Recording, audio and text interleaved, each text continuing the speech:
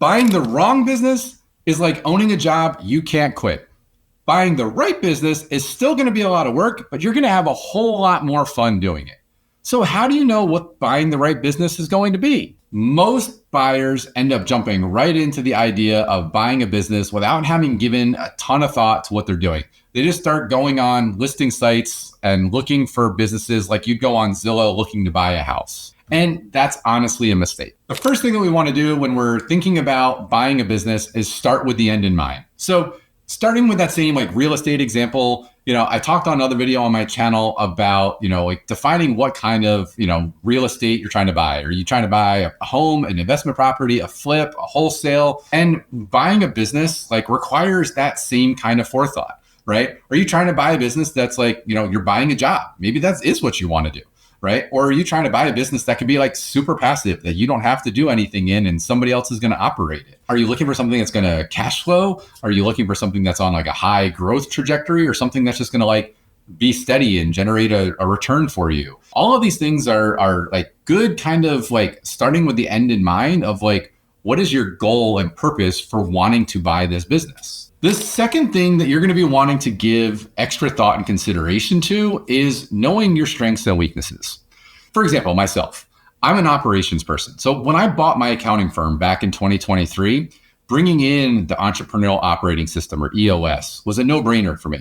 Looking at our software systems and the technology that we were using and how that influenced our standard operating procedures. That was all really easy for me. I'm not a sales and marketing person though. My understanding of sales and marketing had a lot more to do with my corporate experience of selling products into big companies.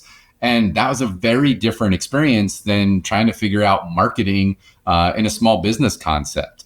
And so that's been a huge learning curve for me. Yet, if you've got experience in sales and marketing, then looking at an organization that's got really strong existing operations where you can bring your sales and marketing chops to the table is going to be a huge growth unlock. And so understanding what the businesses need and what your skill set is really going to help you find that right business that meets your skill set. You might also know, hey, I'm not a people person, so I don't want something that's going to have a lot of public, interfacing. So guess what? Don't buy a restaurant or a retail environment. You want to think about the kinds of problems that you actually enjoy solving. Here's the thing. You will have problems no matter what you do. If you don't buy a business, you're going to have problems. You buy a business, you're going to have problems.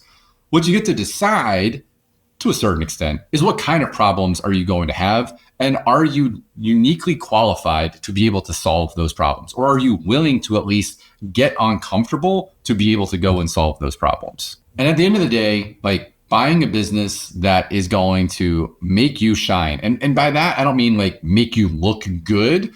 It's more about like that when you wake up in the morning, you don't want to have, Sunday night, you don't want to have a case of the Mondays, right? Like to use that analogy, that reference from Office Space, right? Like you want to be able to wake up and want to come to work for the company that you buy. Doing your company's accounting on your own can be overwhelming and time consuming when you're trying to run your business at the same time. If you're interested in learning more information about our do it yourself and done with you group coaching programs, or if you're interested in taking your services to the next level with our fully outsourced accounting solutions, getting help with implementing Profit First, or even fractional CFO services, go ahead and scan the QR code on your screen or click the link in the description below to find out more about these programs and how we can help support you. So number 3, as we're going through this journey, is going to be understanding industry fit.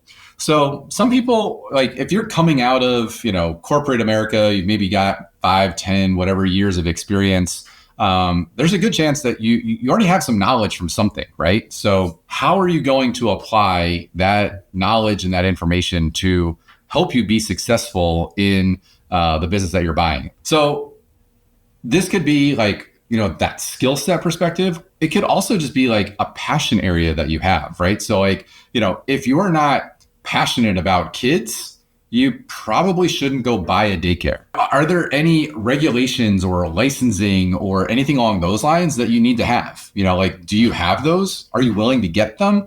What's the hurdle? What's the investment? What's the time commitment? All of that sort of stuff is going to be able to be like how do you fit with the industry that you're trying to buy into? And so like knowing, what you like and don't like, and is going to be important to make sure you don't just see something on paper and go like, oh, the numbers and the returns on that are really look good. You got to feel good about the business you're buying. This next one is a little bit counterintuitive. So number 4. So it's determining the deal size and your financial risk tolerance. And the reason that I mentioned this one's a little bit unique is because there's this thought process of, hey, I'm going to buy a smaller business because it's going to be less risky. And while you may have less financial dollars that you need to bring to the table and invest in that business, smaller businesses tend to be more fragile and are able to go broke more quickly. Do you have the capital available? Do you want to, have investors? Are you willing? Like, there's all these things about like, what are you willing to take on to have that, and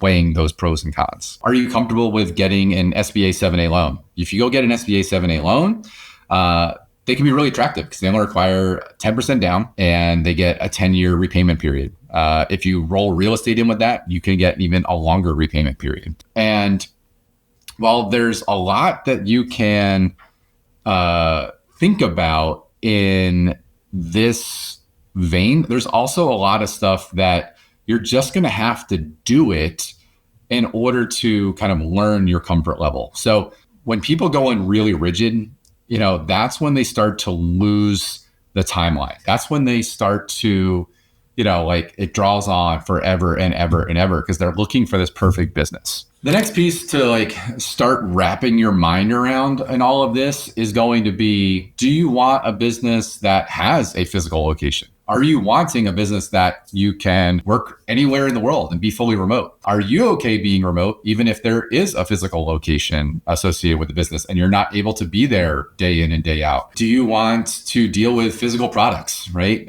Do you want to only deal in services? We talked about, B2B versus B2C, service-based businesses and physical-based businesses, right? And so it's like, there's a lot of things where you're just providing a service, and so it's people, it's knowledge, it's technology. So being able to understand your risk tolerance and profile for all of that sort of stuff is going to be critical around the business model side of it. Now that you've kind of started to think through that, is kind of writing out the culmination of what that stuff looks like. So call it almost like your elevator pitch of if somebody, especially if you're going the brokered search route, and you're going to talk to a broker.